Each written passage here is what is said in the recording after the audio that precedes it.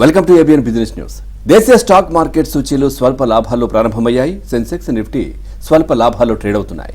Power grid corporation, BPCL, M and M, HCL tech, NTPC షేర్లు లాభాల్లో కొనసాగుతుండగా ITC, Maruti Suzuki, Eicher motors షేర్లు నష్టాల్లో ట్రేడ్ అవుతున్నాయి. ఈ రోజు మార్కెట్స్ పై వారి విశ్లేషణ తెలియజేసేందుకు బిజినెస్ అనలిస్ట్ రామ్ ప్రకాష్ గారు లైవ్ లో సిద్ధంగా ఉన్నారు. Good morning sir. Good morning sir. గత 3 రోజులుగా చూసినట్లయితే గనక మార్కెట్స్ లాభాల్లోనే ట్రేడ్ అవుతున్నాయి. ఈ రోజు కూడా లాభాల్లోనే ట్రేడ్ అయ్యాయి. ఓవరాల్ గా ఈ రోజు మార్కెట్స్ పై మీ విశ్లేషణ ఏంటి సార్?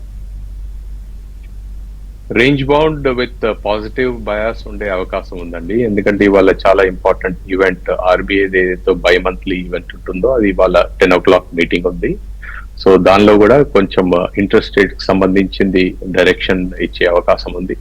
బట్ బ్రాడ్ కన్సెన్సస్ ఏంటంటే రేట్స్ మాత్రం మారకపోవచ్చు, కానీ కమెంటరీకి మాత్రం మనం వెయిట్ చేయాలి. ఎందుకంటే commentary will give the guidance to the market.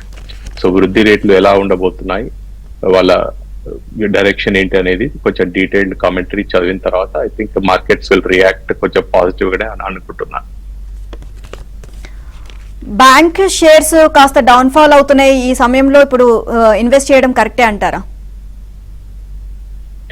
అంటే మనం ఒక చిన్న డేటా పాయింట్ తీసుకుంటే మాత్రం గత నెలలో ఏదైతే ఉందో అండి, కొంచెం banking, financial services or banking stocks ఏవైతే ఉన్నో చాలా ఆ సెక్టర్ లో చాలా అమ్మకాలు వచ్చాయి.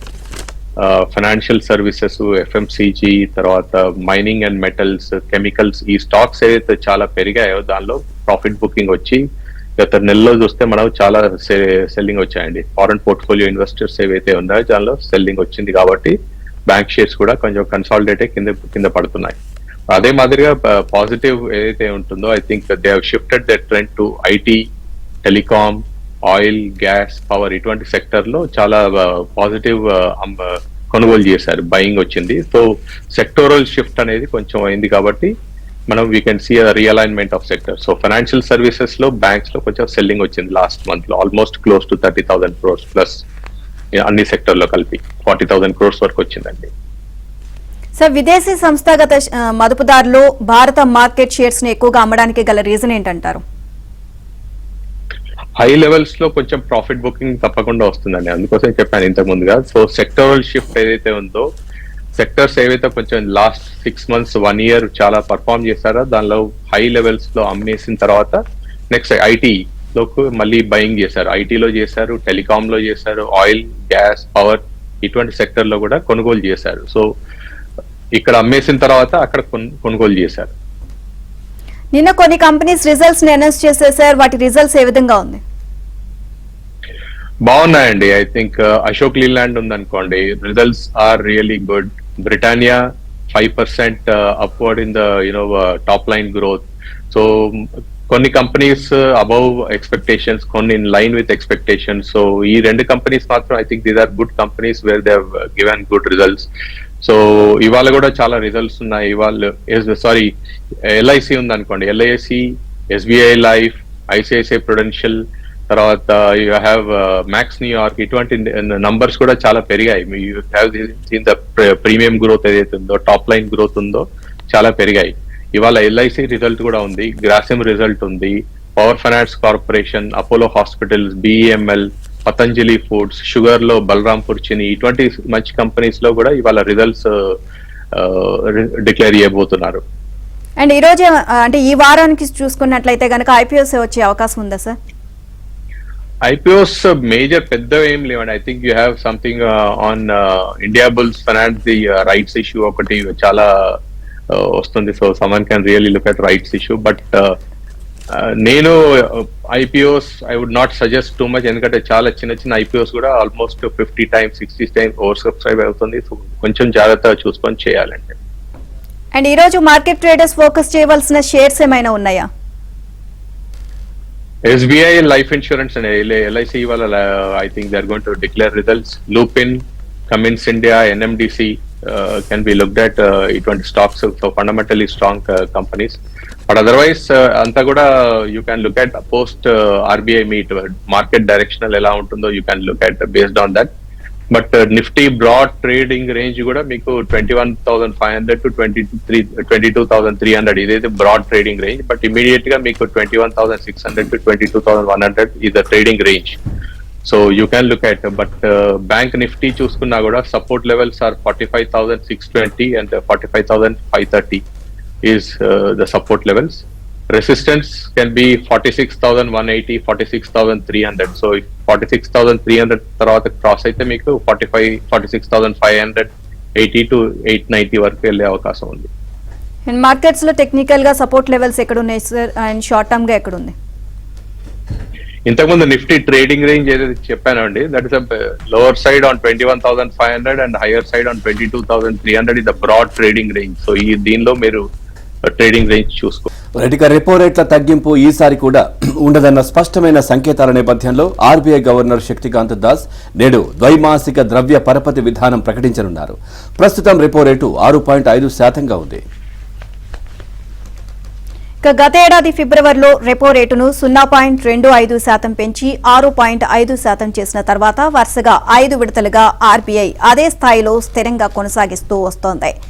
ద్రవ్యోల్బణం ఇప్పటికీ ఆర్బీఐకి ప్రభుత్వం నిర్దేశించిన కట్టడి పరిధిపై స్థాయికి చేరువలోనే కదలాడుతున్నందున ఈసారి కూడా ఆర్బీఐ వైఖరిలో మార్పు ఉండకపోవచ్చు అన్న విశ్లేషణలు వినిపిస్తున్నాయి. ఇక ఏఐ నియంత్రణ, ఇతర నియమావళి రూపకల్పనలో భారత్, అమెరికా సహకరించుకోవాల్సిన అవసరం ఉందని యుఎస్ టెక్ దిగ్గజం మైక్రోసాఫ్ట్ చైర్మన్ సీఈఓ సత్య నాదెల్లా అన్నారు. ఏఐ శరవేగ వ్యాప్తి ద్వారా ఆర్థికాభివృద్ధి ఫలాలను అన్ని వర్గాలకు సమానంగా అందించగలమని అన్నారు. ఇక మైక్రోసాఫ్ట్ 2025 నాటికి 20 లక్షల మంది భారతీయులకు ఏఐలో శిక్షణ అందించనుందని ఈ సందర్భంగా నాదెళ్ల తెలిపారు. ఇక ద్వితీయ, తృతీయ శ్రేణి నగరాలతో పాటు గ్రామీణ వ్యక్తులకు ఏఐలో శిక్షణ ఇవ్వడంపై కంపెనీ దృష్టి సారించనుంది అన్నారు. భారత భవిష్యత్ కార్మిక శక్తిని మరింత శక్తివంతం చేసేందుకు మైక్రోసాఫ్ట్ కట్టుబడి ఉంది అనడానికి ఈ కార్యక్రమమే నిదర్శనం అన్నారు. అంతేకాదు దేశంలో ఉద్యోగాల కల్పనను ఇదే వేగవంతం చేయనుందన్నారు. ఇక తెలుగు వ్యక్తి అయిన సత్య నాదెళ్ల ఏడాది తర్వాత భారత్కు విచ్చేశారు. ఇక తొలిసారిగా భారత్ మిగతా ప్రపంచంతో సమానంగా ఏఐలో అభివృద్ధిని సాధిస్తోంది. అలాగే ఇక్కడి ఏఐ యూజ్ కేసులు కూడా ఎంతో వినూత్నమైనవన్నారు. భారత ఆర్థిక అభివృద్ధిని మరింత పెంచడంలో ఏఐ తోడ్పడనుంది.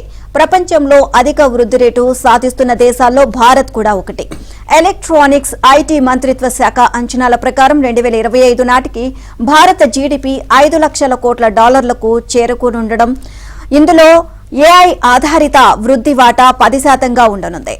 ఇక కైనెటిక్ లూనా కొత్త అవతారంలో తిరిగి మార్కెట్లోకి అడుగుపెట్టింది. దాదాపు 5 దశాబ్దాల క్రితం దేశీయ రోడ్లపై పరుగులు ప్రారంభించి కాలగర్భంలో కలిసిపోయిన ఈ మోపెడ్ ఈ లూనా రీ ఎంట్రీ ఇచ్చింది. ఇక కైనెటిక్ గ్రీన్ కంపెనీ దీన్ని అధికారికంగా ఫిబ్రవరి 7న ఆవిష్కరించింది. దీని ధర 69,990 నుంచి ప్రారంభమవుతుంది. కైనెటిక్ ఈ లూనా X1, X2 పేరుతో 2 వేరియంట్లలో లభిస్తుంది. ఇందులో X1 వేరియంట్ ధర 69,990 కాగా X2 వేరియంట్ ధరను 74,990గా కంపెనీ నిర్ణయించింది. ఎరుపు, నీలం, పసుపు, ఆకుపచ్చ, నలుపు రంగుల్లో లభిస్తుంది. X2 వేరియంట్లో 2kWh బ్యాటరీ ఇచ్చారు. సింగిల్ ఛార్జిపై 110 కిలోమీటర్లు ప్రయాణించవచ్చు. X1 వేరియంట్లో 1.7 kWh బ్యాటరీ ఇచ్చారు. దీంతో సింగిల్ ఛార్జిపై 80 కిలోమీటర్లు ప్రయాణం చేయొచ్చు. స్వాపబుల్ బ్యాటరీ సదుపాయం ఉంది. దీని టాప్ స్పీడ్ 50 కిలోమీటర్లు, ఛార్జింగ్ టైం 4 గంటలు. ఇక ఈ లూనాలో telescopic fork, dual shock absorber సస్పెన్షన్లు, డ్రమ్ బ్రేక్స్ ఇచ్చారు.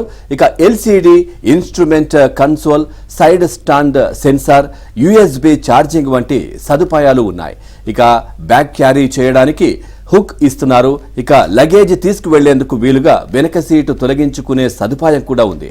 వచ్చే ఆర్థిక సంవత్సరంలో 1,00,000 వాహనాలను విక్రయించాలని కంపెనీ లక్ష్యంగా పెట్టుకుంది.